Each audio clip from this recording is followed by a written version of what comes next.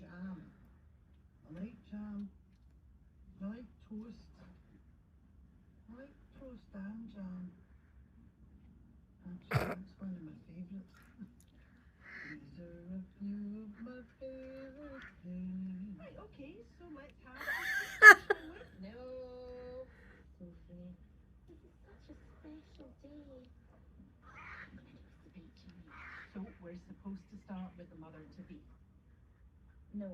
Go on, Sophie, just a few words. Just a few. Well, Come on, Sophie, don't be shy. okay. Well, I don't really have much to say. Just thank you for the presents. And thank you, Mrs. Baird, for having everyone over.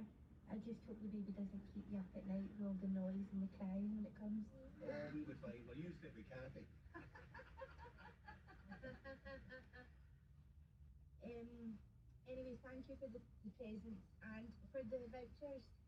I'll make sure I get something nice with them. A mattress protector. And that's it. Oh, yeah. Oh, another thing. Oh. Today isn't just about me and the baby. I think we should also be having a toast for Ian and Jazz. Oh. Oh, no, honestly. We should be celebrating you getting a new flat.